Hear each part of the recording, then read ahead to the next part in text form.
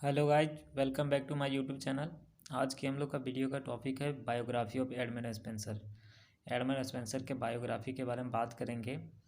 तो कहीं तो रेयर केस में एडमंड स्पेंसर का बायोग्राफी पूछा जाता है, बट एग्ज़ाम के पॉइंट ऑफ व्यू से ये इम्पॉर्टेंट हो जाता है। बिकॉज एडमंड स्पेंसर का अगर आप जो भी वर्क पढ़ेंगे, जैसे हो गया एमरोटी में कोई भी सोनेट पढ़ेंगे आप, या फिर द फेरी क्वीन पढ़ेंगे, तो सिर्फ आप उसी के बारे में जानेंगे। बट अगर इसका बायोग्राफी देख लेंगे तो इसने कौन कौन से वर्क किए हैं, इसका पॉपुलर वर्क क्या है, इसका बर्थ कहाँ हुआ था, इसका डेथ कहाँ हुआ था, इसके मदर और मतलब इसके पेरेंट्स का नाम क्या है, इसका एजुकेशन कहाँ हुआ था, ये सब के बारे में पता चल जाएगा। जैसे ऑब्जेक्टिव में ऐसा पूछा जाता है क्वेश्चन। तो चलिए बात करते हैं। Edmund Spenser was an English poet. Edmund Spenser एक इंग्लिश पोएट थे। He is best known for the Faerie Queene. ये अच्छे तरह से जाने जाते हैं। इसका जो पॉपुलर वर्क है द फेरी क्वीन, इससे he was born around the year 1552 at East Smithfield in London, United Kingdom. इसका जन्म 1552 के ही मतलब इधर उधर हुआ था, बट इसका कोई फिक्स डेट नहीं है, जन्म का पता नहीं है।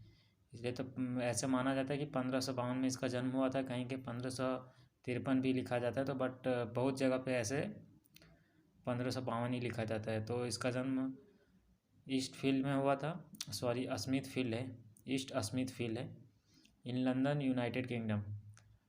और लंदन यूनाइटेड किंगडम में हुआ था। एंड वाज डेड इन 13 जनवरी 1599। और इसका जो डेथ हुआ था वो 13 जनवरी 1599 में हुआ था, लंदन में। There is not fix date of his birth. इसका जन्म का कोई मतलब फिक्स डेट नहीं है। The original parents of Edmund Spenser is not known. इसका जो ओरिजिनल पेरेंट्स है इसका भी नाम पता नहीं है। और इसका मतलब ये नहीं कि इसको नहीं पता होगा, बट इसको पता होगा कि इसके पेरेंट्स का नाम क्या, बट हम लोगों को पता नहीं है। But he was probably the son of John Spenser who was a journeyman cloth maker. But ऐसा मतलब माना जाता है कि इसका जो पिता का नाम है वो जॉन मेकर है, जो एक जर्नीमैन क्लॉथ मेकर थे, कपड़ा बनाने वाले थे। At the young age he was educated in London at the merchant Taylor school. ये अपने छोटे जब ये छोटे थे तो इसका जो एजुकेशन लंदन में मर्चेंट टेलर स्कूल में हुआ था। And matriculated as the sizar Pembroke College, Cambridge. और इसका जो मेट्रिकुलेशन हुआ था वो पेमब्रॉक कॉलेज, कैम्ब्रिज में हुआ था। His own immediate family was not wealthy. इसका जो अपना परिवार था वो धनी नहीं था, अमीर नहीं था। So he was enter as a poor boys in the merchant Taylor School. इसलिए एक पुअर मतलब एक गरीब लड़का के रूप में इसको मर्चेंट टेलर स्कूल में मतलब ये अपना एडमिशन करवाए। जैसे बहुत बड़े बड़े लोगों को यहाँ भी इंडिया में भी सबका जो भी बेटा होता है या जो भी चिल्ड्रन होते हैं वो सब प्राइवेट स्कूल में पढ़ते हैं। बट जो गरीब होता है उसको तो सरकारी स्कूल में ही पढ़ाना पड़ता है। तो उसी प्रकार से इसके भी पेरेंट्स गरीब थे, उतना वेल्दी नहीं थे, उतना धनी नहीं थे, इसलिए इसको मर्चेंट टेलर स्कूल में एडमिशन इसको करवाना पड़ा। Where he would have studied mainly Latin with some Hebrew, Greek and music. जहाँ ये लैटिन के साथ साथ हेब्रू, ग्रीक और म्यूजिक भी सीखा। He went on the study literature and religion at Cambridge University Pembroke Halls. अब ये लिटरेचर और रिलीजन की पढ़ाई के लिए कैम्ब्रिज यूनिवर्सिटी का पेमब्रॉक हॉल अब ये पेमब्रॉक कॉलेज हो गया, बट पहले पेमब्रॉक हॉल था। तो ये वो वहीं मतलब पढ़ाई किए हैं रिलीजन और लिटरेचर का। टू डू ये बीए और बीए किए हैं इन 1573 एंड एमए इन 1576। और ये बीए किए हैं वही कॉलेज से, पेमब्रॉक कॉलेज से 1573 में, और एमए किया 1576 में। एट द ये साथ में लिखा गया थोड़ा सा। At the Cambridge university he became a friend of Gabriel Harvey. और कैम्ब्रिज यूनिवर्सिटी में ये फ्रेंड बनता है इसका एक Gabriel Harvey. And he consulted about poetry. अरे पोइट्री के बारे में उससे मतलब ज्ञान लेता है और कंसल्ट करता है। ही बिकेम और ये short time secretary of John young, और ये शॉर्ट टाइम के लिए मतलब कुछ समय के लिए सेक्रेटरी भी बनता है जॉन यंग का, जो होता है बिशप ऑफ रॉचेस्टर इन 1578, और 1578 में ये सेक्रेटरी बनता है जो बिशप ऑफ रॉचेस्टर का जॉन यंग है। In 1569 when he was 16 year old,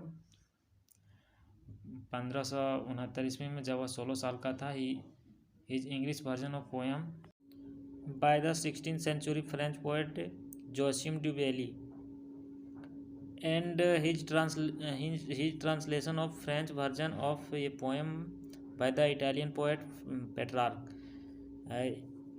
ये 1569 ईस्वी में जब ये 16 साल के थे तो इसका इंग्लिश वर्जन का पोएम आया था जो 16th सेंचुरी के फ्रेंच पोएट जोसिम ड्यूवेली का लिखा हुआ है।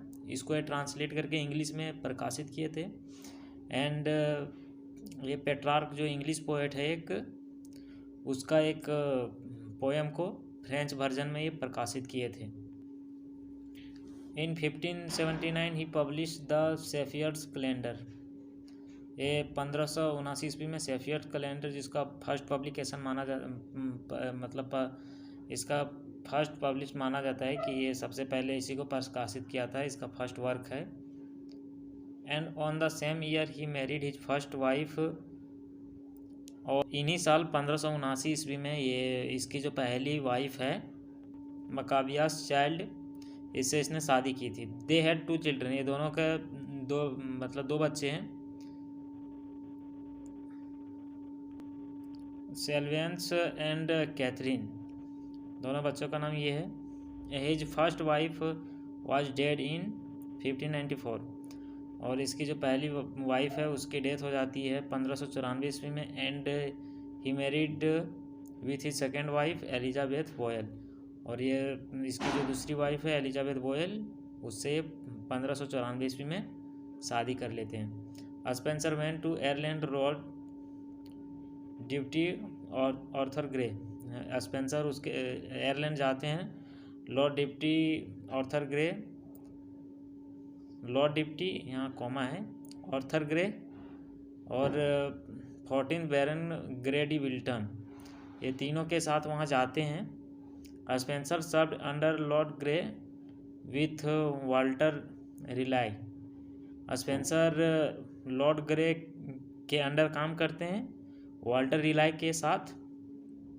When Lord Grey was recalled, यहाँ ग्रे के बाद वहाँ वाज है और इसके बाद रिकॉल्ड है।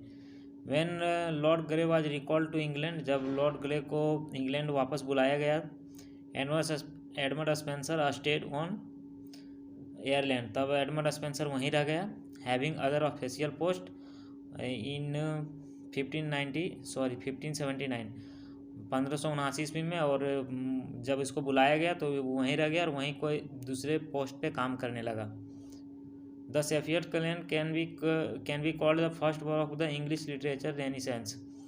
अब सेफियर्स कैलेंडर जो है ये फर्स्ट वर्क माना जाता है इंग्लिश लिटरेचर का, जो रेनेसेंस पीरियड का। रेनेसेंस पीरियड जो 1500 से 1660 ईस्वी तक था, तो 1500 से 1660 ईस्वी में सबसे पहले जो पब्लिश हुआ था वह द सेफियर्स कैलेंडर को माना जाता है। Edmund Spenser was poet in the Elizabethan period. Edmund Spenser Elizabethan period के पोएट है। एलिजाबेथन पीरियड का जो एरा है वो 1558 से 1603 ईस्वी तक था। Spenser was called the poet by Charles Lamb. Edmund Spenser को चार्ल्स लैम द्वारा पोएट्स मतलब कवियों का कवि कहा गया, poet. He wrote many literary work but his most famous work is the Faerie Queene. ये बहुत सारे लिटरेरी वर्क लिखे हैं, बट इसका जो मोस्ट फेमस है वो द फेरी क्वीन है, इससे ही बहुत ज़्यादा फेमस हुए। Most of them the famous work is the Shepheardes Calender, the Faerie Queene, Amoretti, the Ruins of Time, etc। इसका जो फेमस वर्क में है द सेफियर्स कैलेंडर है, द फेरी क्वीन है, एमोरेटी है, द रुइंस ऑफ टाइम है। The Faerie Queene was written in his stanza which is called Spenserian stanza. The Faerie Queene को ये अपने अस्टेंजा में लिखे थे, एक अपने अस्टेंजा बनाए थे जिसको स्पेंसरियन अस्टेंजा कहा जाता है। And he wrote many Spenserian sonnet. Sorry, Spenserian यहाँ छूट गया है, यहाँ REAN है, REAN यहाँ लिख दिए हैं, स्पेंसरियन सोनेट। अब इसका जो वर्क है, इसमें पहला वर्क है द सेफियर्स कैलेंडर। इसको 1579 ईस्वी में पब्लिश किया गया था। The Shepheardes Calender is the poem that consist of 12 eclogues. ये सेफियर कैलेंडर एक पोएम है जो 12 इक्लॉग्स में बांटा गया है। Each eclogues is named after a different month. और प्रत्येक जो इक्लॉग का नाम है ना, वो जो 12 महीना है ना, तो 12 महीना का अलग अलग नाम से मतलब इसका नाम रखा गया है, डिफरेंट महीना का। Which represent the turning off season, जो रिप्रेजेंट करता है सीजन को, जो सीजन बार बार टर्न करता है उसी को रिप्रेजेंट करता है।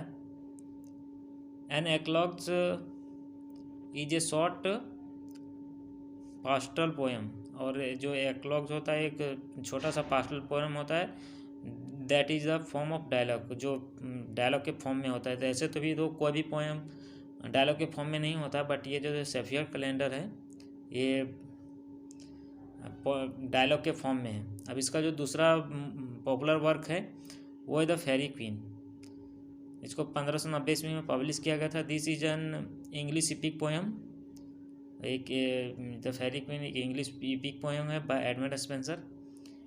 एडमंड स्पेंसर द्वारा लिखा गया। बुक 1 to 3, 1 से 3 तक वेयर फर्स्ट पब्लिश इन 1590। इसको 1590 ईस्वी में पहले पब्लिश किया गया था, एंड देन रिपब्लिश्ड इन 1596। और इसको दोबारा 1596 ईस्वी में पब्लिश किया गया था, टुगेदर विथ बुक्स 4 to 6, मतलब 4, 5, 6 के साथ, पहला दूसरा तीसरा और चौथा पाँचवा और छठा के साथ पहला दूसरा तीसरा को साथ में फिर से रिपब्लिश किया गया था 1596 ईस्वी में। Spenser invented the verse form known as Spenserian stanza. जो स्पेंसर का जो वर्स फॉर्म है, जो पोइट्री का फॉर्म लिखा गया है, ये अपने स्टेंजा में, वहाँ भी पहले भी बात की कि अपने स्टेंजा में ही अपने पोएम को लिखा है, जिसको स्पेंसरियन स्टेंजा कहते हैं। अब है एमोरेटी।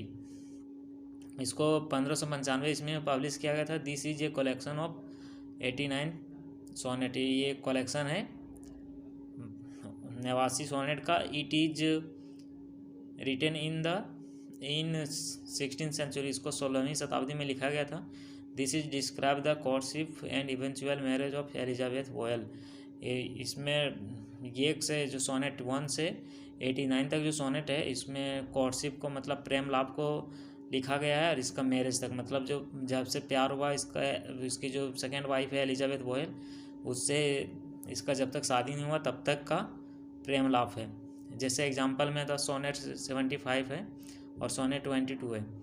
One day I wrote her name और दिस होली सीजन। इसको हम इसके ऊपर वीडियो बनाए हैं, इसको लाइन बाय लाइन एक्सप्लेन भी किए, आप जाके उसमें देख सकते हैं। उसके बाद है एपिथेलियम। एपिथेलियम है Edmund Spenser's epithelium is an ode written to his bride.